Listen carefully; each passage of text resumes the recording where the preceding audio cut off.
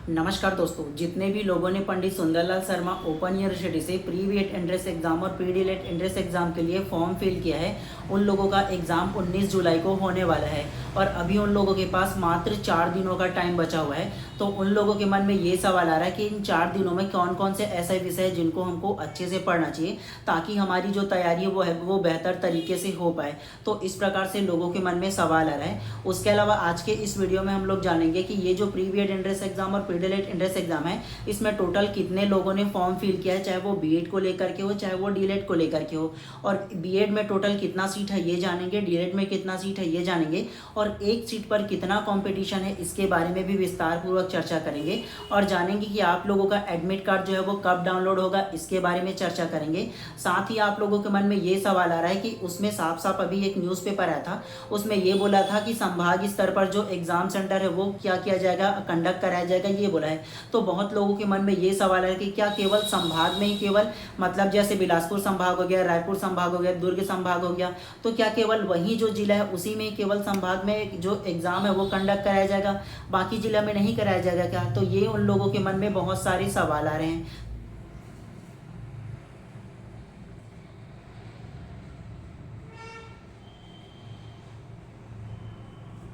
साथ ही जानेंगे कि जो क्वेश्चन पेपर है ना वो किस प्रकार से अभी के डेट में पूछा जाता है और जिस प्रकार से व्यापम का एग्जाम हो रहा है ना, अब उसी पैटर्न में ये भी जो एग्जाम है पंडित सुंदरलाल शर्मा का वो भी होने वाला है। तो अपने आप को पहले से अभी आप प्रिपेयर कर लो।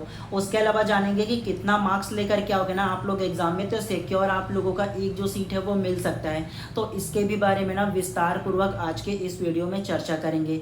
तो स्वागत है आप सभी लोगों का आपके अपने इस यूट्यूब चैनल बाय एमडी धीवर पर। अगर आप लोग चैनल पर नए होंगे तो पहले चैनल को सब्सक्राइब कर लेना और बेल आइकन को दबा देना ताकि इसी प्रकार से जब भी मैं आप लोगों के लिए इंपॉर्टेंट आप लोगों के लिए जो नोटिफिकेशन लेके आऊँ, इंपॉर्टेंट वीडियोस लेकर आऊँ, तो प्रॉपर टाइम में आपको उसका नोटिफिकेशन मिल पाए। तो इसीलिए ज़्यादा जरूरी कि आप चैनल को सब्सक्राइब कर दीजिएगा। चलिए आज के इस वीडियो को स्टार्ट करते हैं और सबसे पहला आप लोगों को बता दूँ, आप लोगों के पास मात्र 4 दिनों का टाइम बचा हुआ है क्योंकि आप लोगों का जो एग्ज़ाम है वो 19 जुलाई को होने वाला है। तो 4 दिनों का आप लोगों के पास टाइम बचा हुआ है। तो इस 4 दिनों में आप लोगों को क्या क्या पढ़ना चाहिए, कैसे पढ़ना चाहिए, थोड़ा सा पहले इसके बारे में बात कर लेते हैं। सबसे पहला देखो, आप लोगों को सबसे पहला जो काम करना है ना, इन 4 दिनों के भीतर में जितना भी आप लोगों ने पहले पढ़ा है सारे विषयों का कितना, तो जितने भी विषय को आप लोगों ने पढ़ा है, जितना भी पढ़ा है, जितना भी सिलेबस आप लोगों ने कंप्लीट किया है, पहले 2 दिन में आप लोग क्या करो, उसको रिविजन कर लो। आप लोगों के साथ ये नहीं होना चाहिए कि नया टॉपिक पढ़ने के चक्कर में पुराना जो टॉपिक आप पढ़े उसको भूलते जाओ।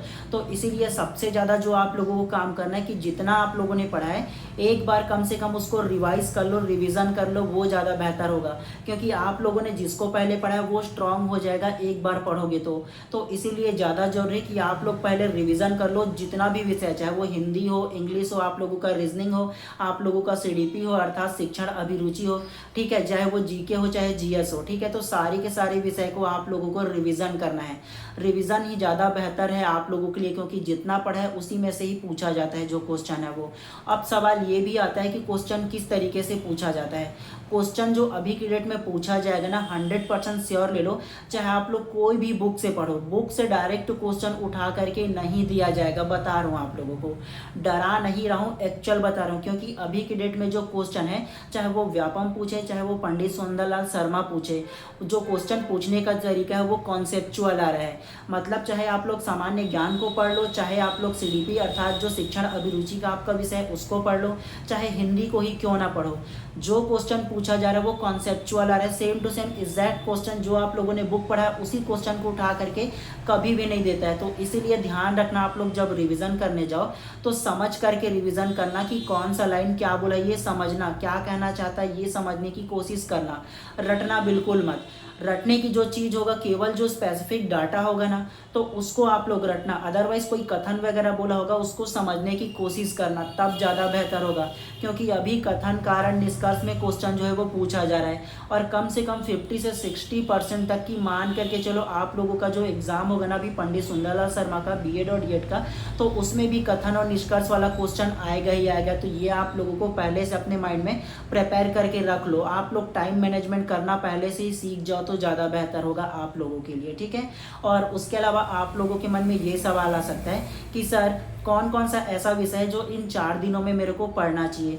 तो सबसे पहली बात आप लोग ये जान लो, आप लोगों को रीजनिंग को अच्छे से प्रिपेयर करना है। जो जो टॉपिक में दिया उसको कम से कम जितना भी पढ़े उसको रिवीजन करना है रीजनिंग को। दूसरा जो है वो आप लोगों का शिक्षण अभिरुचि का, अर्थात जो सीडीपी है ना, उसको भी अच्छे से आप लोगों को रिवीजन करना है। सीडीपी के विषय में खास तौर से ये आप लोग ध्यान देना कि आप लोगों को केवल उसको समझना है, कौन से मनोवैज्ञानिक ने कौन सा जो सिद्धांत दिया उसको एक बार रट सकते हो, बाकी उसने क्या बोला है इसको समझना है। और बच्चा कैसे करता है, क्या करता है, कैसे सीखता है, इन सारा जो चीज़ आप लोग पढ़ोगे ना कि लर्निंग कैसे होता है, बच्चे कैसे सीखता है, किस प्रकार से माहौल होता है, इन सारी चीज़ को रिलेट करके समझना। अपने परिवार में जो छोटे बच्चे वगैरह होंगे ना उसको रिलेट करके समझना, रटना मत, क्योंकि सेम टू सेम क्वेश्चन नहीं आता है, इसीलिए बोल रहा हूँ। केवल कॉन्सेप्ट को समझोगे तो अच्छी बात है उसमें। उसके अलावा हिंदी को भी पढ़ लेना, क्योंकि 10 नंबर का आने वाला है, इंपॉर्टेंट है वो भी आप लोगों के लिए।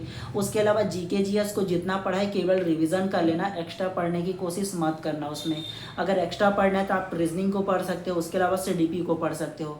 उसके अलावा आप लोगों के मन में एक और सवाल कई लोगों का आता है कि मान के चलो सर मैं तो 12th साइंस बैकग्राउंड से हूँ, क्या मेरे को साइंस या मैथ्स बनाना पड़ेगा, या मैं तो कॉमर्स लिया हूँ या आर्ट्स लिया था 12th में, तो क्या मेरे को आर्ट्स या कॉमर्स के हिसाब से सोशल साइंस को सॉल्व करना है। तो ऐसा कोई भी बैरियर उसमें नहीं है, केवल एक सब्जेक्ट को आप लोगों को सॉल्व करना है, चाहे आप लोग साइंस से रहो चाहे आर्ट्स से रहो। अगर आपको लगता है ना कि मेरे को साइंस सॉल्व करना है तो केवल आप साइंस का जितना भी पोर्शन है उसको सॉल्व करना। आप ये मत करना कि बीच में मैं साइंस कर देता हूँ, बीच में उसके बाद में आधा आर्ट्स का जो रहेगा अर्थात जो सोशल साइंस का है उसको कर देता हूँ, ऐसा बीच में नहीं करना है। कोई भी एक को आप लोगों को सेलेक्ट करना है, ठीक है। तो चाहे आप साइंस से रहो चाहे आर्ट्स को करो, चाहे कोई भी एक को आप लोगों को सॉल्व करना है। ये समझ में आ गया आप लोगों को? चलिए,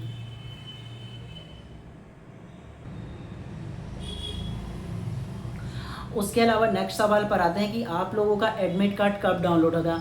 तो कल से आप लोगों का एडमिट कार्ड डाउनलोड होना शुरू हो जाएगा, अर्थात 15 जुलाई से ना आप लोगों का जो एडमिट कार्ड है वो पंडित सुंदरलाल शर्मा के ऑफिशियल वेबसाइट पर ना आप लोगों को वहाँ जा करके डाउनलोड कर सकते हो। वहाँ एडमिट कार्ड का अलग से सेक्शन है, वहाँ जाओगे ना तो वहाँ से डाउनलोड कर सकते हो। और उसके बाद अपना जो भी ना जिला होगा, मतलब जहाँ एग्ज़ाम सेंटर होगा जिस भी जिला में, तो एक दिन एग्ज़ाम से पहले अर्थात 18 जुलाई को चाहो तो आप लोग अपना एग्ज़ाम सेंटर को जा करके देख सकते हो कि जो आपका एडमिट कार्ड में है वो, और वहाँ पर जब जाओगे तो वही है या नहीं, क्योंकि आप लोगों को भटकना नहीं है। मतलब एग्ज़ाम सेंटर के दिन टाइम वेस्ट आप लोगों को बिल्कुल भी नहीं करना है। तो इस प्रकार से आप लोगों का जो एडमिट कार्ड है वो डाउनलोड कर लेना है, और एक बार जा करके क्या करना है आप लोगों को चेक कर लेना है। उसके बाद आप लोगों के मन में सबसे ज़्यादा ये सवाल होगा कि सर ये जो प्री बीएड एंट्रेंस एग्ज़ाम है और प्री डीएलएड एंट्रेंस एग्ज़ाम है, इसमें कितने लोगों ने फॉर्म भरा है। तो दोनों का कंबाइंड रूप से आप लोगों को बताऊंगा कि प्री बीएड एंट्रेंस एग्जाम और प्री डीएलएड एंट्रेंस एग्जाम के लिए कितने लोगों ने फॉर्म भरा है। तो टोटल 54,000 लोगों ने फॉर्म भरा है। अप्रॉक्स बता रहा हूँ 54,000 कुछ है, ठीक है। अगर और आप लोगों को अप्रॉक्स बताऊँ ना तो इसमें अगर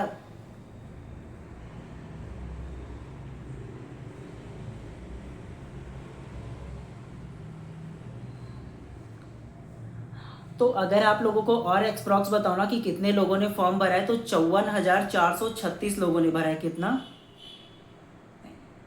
तो अगर आप लोगों को स्पेसिफिक बताओ ना कि कितने लोगों ने फॉर्म भरा है, तो 54,498 लोगों ने ना बीएड और डीएलएड के लिए फॉर्म भरा है। और अलग अलग करके अगर आप लोगों को बताओ ना कि कितना कितना लोगों ने फॉर्म भरा है, तो सबसे पहले बीएड के बारे में जान लो। बीएड में जिन लोगों ने फॉर्म भरा है ना, वो 19,762 लोगों ने फॉर्म भरा है बीएड के लिए, ठीक है।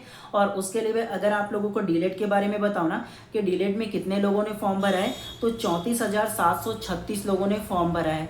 अब थोड़ा सा ये जान लो कि बीएड की संख्या कितना है पंडित सुंदरलाल शर्मा में, सीट की संख्या, ठीक है। तो बीएड के लिए केवल 500 सीट है। कितना? तो बीएड के लिए केवल 500 सीट है, जिसमें से ना 19,700 लोगों ने फॉर्म भरा हुआ है। कितना? तो 19,700 लोग ने फॉर्म भरा है और केवल 500 इसमें सीट है बीएड के लिए। तो एक सीट पर कितने लोगों का कंपटीशन है ये बताओ ना। तो एक सीट पर 39 लोगों का कंपटीशन है, 39.5 है। इसका मतलब अप्रॉक्स आप लोग 40 ले सकते हो। एक सीट पर 40 लोग कंपटीशन दिला रहे हैं, तो बीएड के लिए देख लो 40 लोगों को पछाड़ना है आप लोगों को। तो कितना आप लोगों को बनाना पड़ेगा, कितना मार्क्स लाना पड़ेगा, आप गैस कर सकते हो। उसके अलावा डीएलएड के बारे में जान लो। डीएलएड में जो है ना वो 34,736 लोगों ने फॉर्म भरा है, और डीएलएड का जो सीट है ना वो केवल 2400 सीट है। तो उसमें एक सीट पर कितने लोगों का कंपटीशन है, तो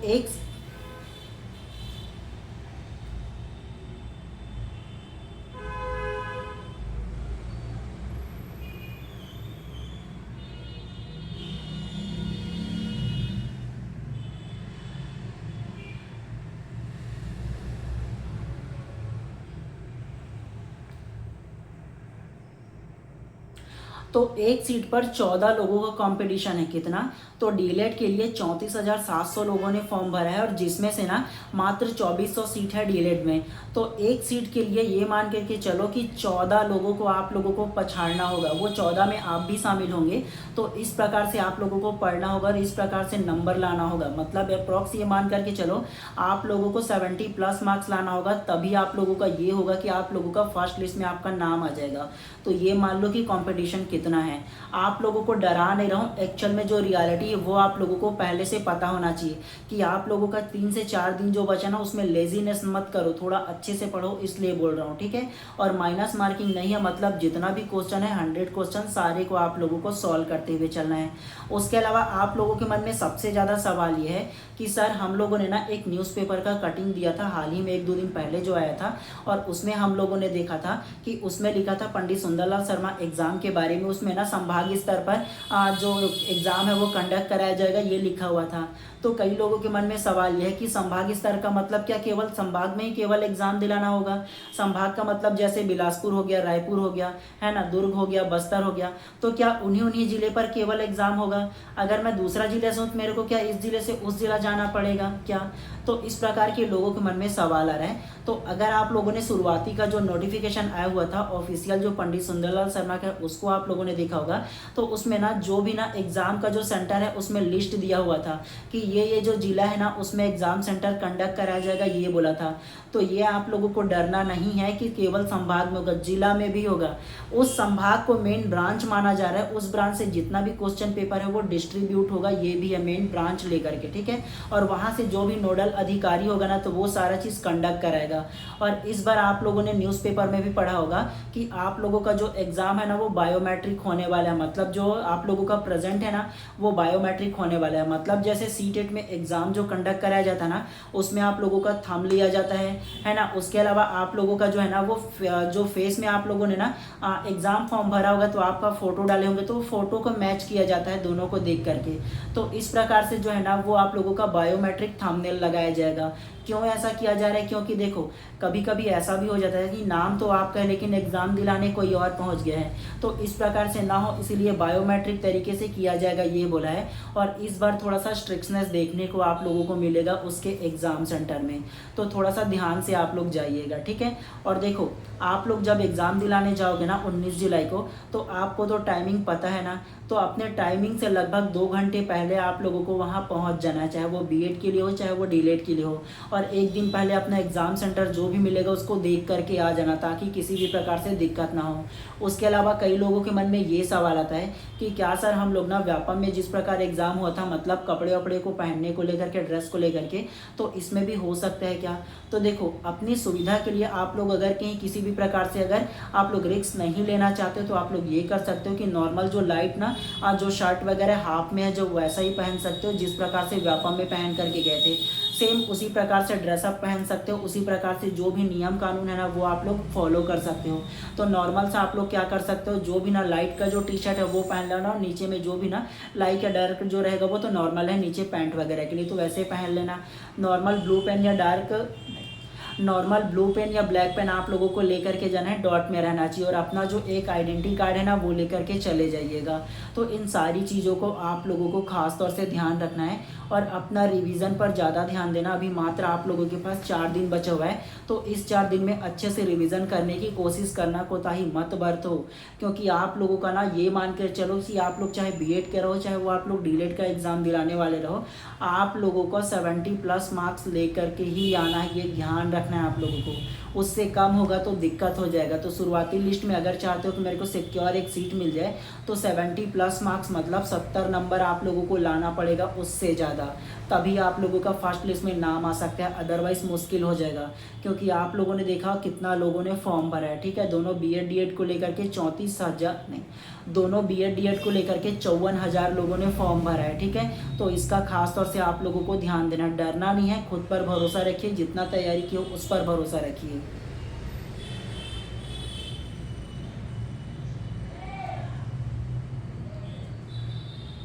और हाँ, ये आप लोग पहले से ही मान लो कि आप लोगों का अब जो क्वेश्चन आने वाला है ना वो कॉन्सेप्चुअल आएगा। मतलब ना आप लोगों का कॉन्सेप्ट ही केवल पूछा जाएगा, जो बुक में आप लोग पढ़े होंगे ना उसको लाइन को ही केवल पूछा जाएगा, अलग अलग करके कथन निष्कर्ष में पूछा जाएगा, कूट में पूछा जाएगा। तो पहले से अपने आप को प्रिपेयर कर लेना, ठीक है। सेम टू सेम क्वेश्चन, चाहे वो आप कोई भी बुक से हो, कोई भी स्टैंडर्ड बुक से हो, सेम टू सेम क्वेश्चन नहीं उठाया जाता। मतलब उसमें सही विकल्प में जो भी क्वेश्चन दिया जाएगा ना सेम क्वेश्चन नहीं उठाते, उन लोग कॉन्सेप्चुअल पूछते हैं। तो ये आप लोगों को ध्यान रखना है, डरना नहीं और अपने आप पर भरोसा रखिए। तो इस प्रकार से जितने भी आप लोगों को तैयारी ना वो करना है आप लोगों को, ठीक है। और उसके अलावा आप लोगों के मन में कोई भी और अन्य सवाल हो ना तो बेशक कमेंट कीजिएगा, उसका भी जवाब मैं इन 24 घंटे के अंदर अवश्य दे दूंगा। और आप लोगों को आपके एग्ज़ाम के लिए बहुत बहुत शुभकामनाएं, अच्छे से एग्ज़ाम दिलाइएगा, ठीक है। और पहले रिवीजन जरूर कीजिएगा। और आप लोगों के मन में कोई भी सवाल हो तो कमेंट बिल्कुल ओपन है, बिल्कुल कीजिएगा, उसका भी जवाब मैं बिल्कुल दे दूंगा। चलिए, आप सभी लोगों का दिन शुभ एवं मंगलमय हो। मिलते हैं इसी प्रकार से नेक्स्ट वीडियोस में। आप सभी लोग अच्छे से पढ़िएगा।